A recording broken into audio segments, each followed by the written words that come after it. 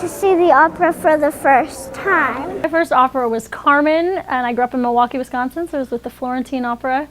Yeah, and I remember sitting in the second row, and I had actually, before I went to the opera, I had gone on Encyclopedia Britannica, which was, before the internet, it was a computer program. And I had only listened to 30 seconds of the habanera. And I listened to it on loop, and that was all I had. So I was so excited to actually hear that part and to hear the whole thing. That's what I remember. This is my first opera.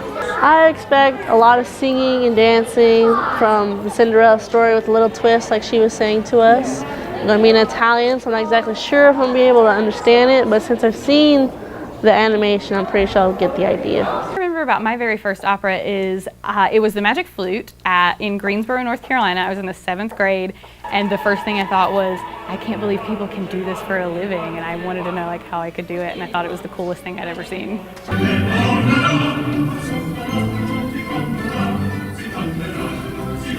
Wanting to learn some Italian, so I'm kind of excited to see the songs in Italian.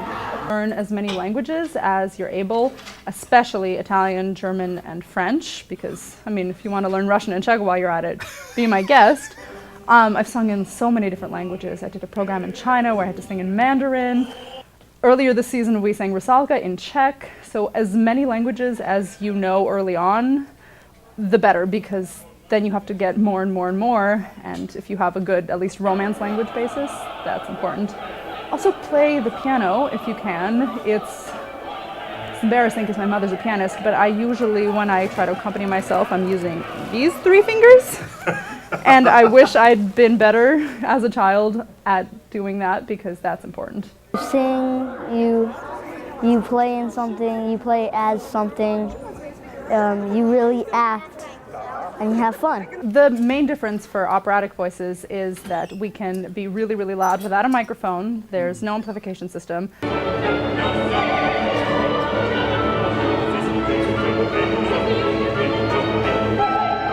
A musical theater voice, they belt, they do all these things, but they're mic'd, so it's a little bit of a different technique. Some people can do both. I definitely should just stick to opera. It's not cute when I try musical theater. All of the scenes, and that you got to see the first part of the story, that the Cinderella that we knew, and then the differences between this Cinderella and the Cinderella in the movie that we already knew. First opera was Tchaikovsky's Pikovaya Dama at San Francisco Opera. My friends from the San Francisco Girls Chorus were the children's chorus for it, and I unfortunately was too tall, but I helped them with the language, and I got a free ticket, and I watched them, and I was obscenely jealous because I really wanted to be up there. But it was so much fun, and I wanted to go again and again. Because like the screen on top, it was saying what they were saying. So that makes it easier for you? Yeah.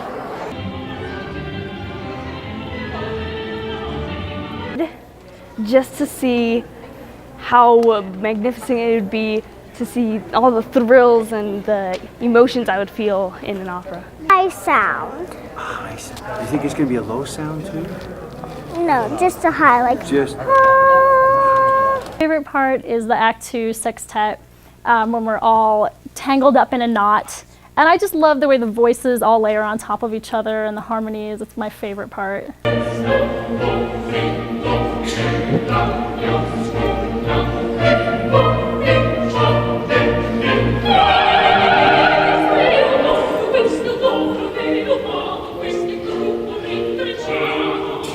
My first time being at an opera, but I'm gonna say it's people on stage singing. It's just like anything else you watch on TV or read in a book. It's just a different way to tell a story. Their singing was pretty good too.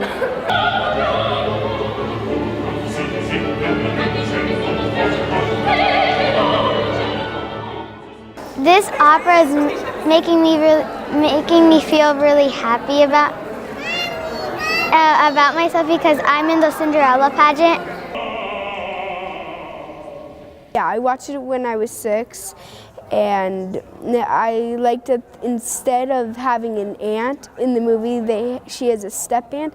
I like that they substituted the aunt for a stepfather. I've never actually heard a person speak Italian, and actually to sing it would be extremely interesting.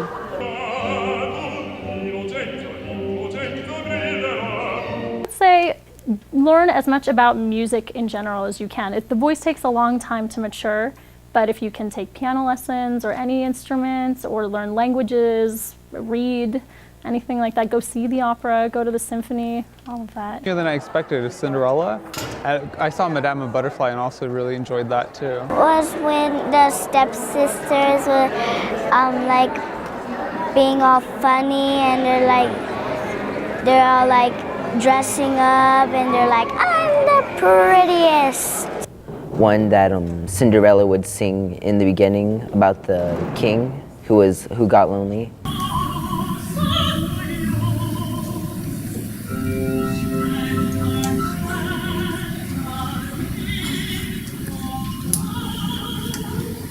It was taking for them a lot longer to actually sing the stuff than it looked on the board. And so I either thought it was, they were either just saying it over and over, or like their language is like a lot longer. Because the stories that you do tell, they are worth singing.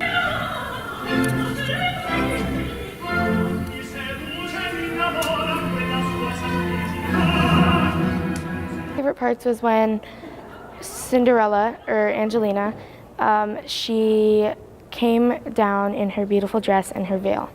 I had a teacher that had been Juilliard trained and came to North Carolina to teach because she had gotten married and moved there, and she brought classical music with her, and then sort of said to me when I was very young, and she's the one who took me to my first opera, she said, well, you know, if you want to take voice lessons, we can do it. And then we just kept doing it, and I'm still doing it. I'm excited about watching it because I never watched one before. How old are you? 6. You're 6 and you're going to And see I'm almost 7. Whoa, and you're going to see your first opera? This is so exciting. Yeah. I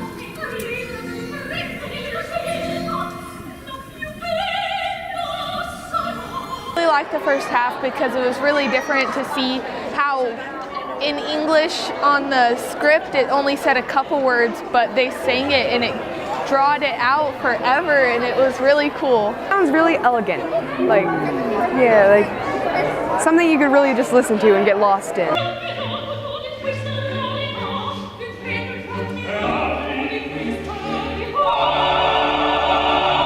Many opera singers that are my age and are just starting out, and I know how good they are now, and I would like to see them progress over the years. Actually, my favorite moment on stage is one that I don't even sing. It's when Alidoro comes back and tells her that because she's been such a good person, her life is about to change, and he transforms the house and gives her the bracelet and changes her entire life. I think it's the sweetest moment in the show, and I don't sing a note.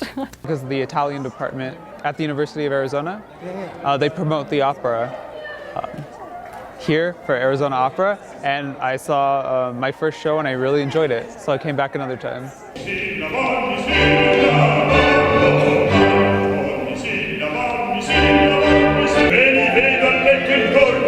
Change the set and everything. Yeah. That was really cool how they could just turn all the walls and make it a different set. I think like sometimes it can be better, like if it's from voices instead of like instruments.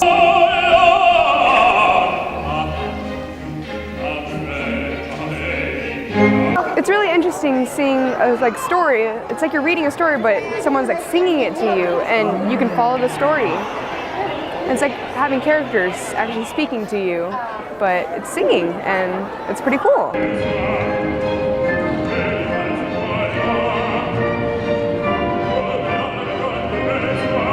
Because I feel like it helps you get more cultured, and it's very interesting, and I want to see if all other operas are like this one, and I want to see if they all are kind of perform the same way, or if there's different things to everyone.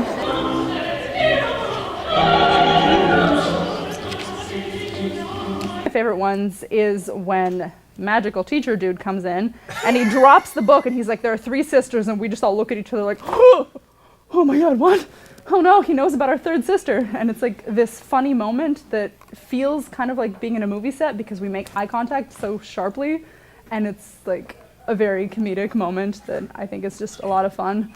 Some other ones are the things that are different every single day, because we never do it twice the same way.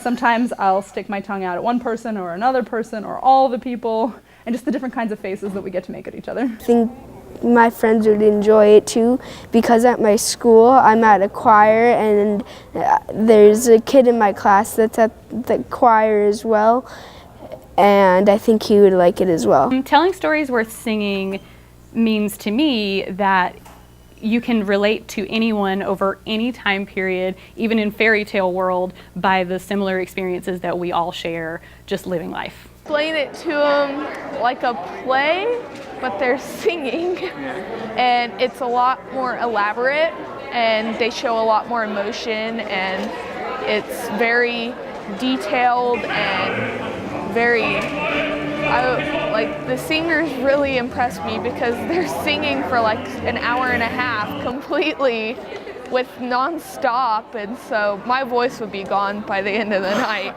Listening to other languages and seeing like how their language kind of differs from ours, and like I also like how like when I can't understand the language, I try to see if like I can understand the story by how the actors are acting and their tone of voice. You can like feel the expression in their voices. It's really awesome. Wow. And then what's really, really cool is I can pick out some of the words they're saying because I'm kind of learning Italian. Mm-hmm. So it's really cool because I can somewhat understand what they're saying, and it's really fun. Tell stories worth singing means to me that there's something that the voice is able to communicate. I think there's a visceralness that the human voice when we're singing is able to communicate, and it gives a certain elevation to all those emotions, and that's why I think we gotta sing these stories. Because I really want to go to the opera a second time. Just going to show kids like what an opera is. Most of the people that we brought 50 students, and none of them some of them haven't even seen Cinderella. So the shock was, yes, you get to see Cinderella in an opera, which a lot of people in their lifetime don't get to see an opera. And at a young age, it's going to be perfect. I want to learn about opera over and over again. I've done musical theater for a very long time. I grew up doing musical theater, and then when I went to college, I was a theater major. And I wanted to take voice lessons, so I took voice lessons in the music school.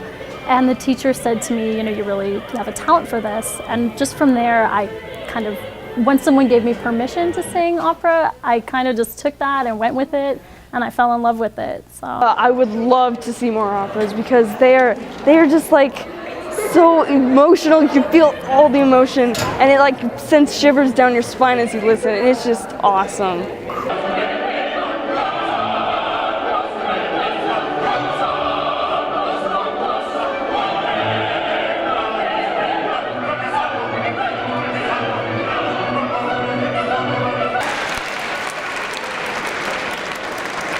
Really love this experience, and I hope I'll be able to come back. Why do you like the experience? Because it's really interesting, and I've enjoyed the story so far, and I like how they put a twist on the Cinderella, and I like how the prince is disguised as a valet. I think what we tell stories worth singing means to me is that we find moments that are true to the human experience, and we shine a big old flashlight on them and magnify them in huge, huge ways. And we show that any story is worth singing, and we take these moments and we present them in a way that makes people think and feel and hopefully enjoy it. Brava for women, bravo for men, and for more than one, bravi.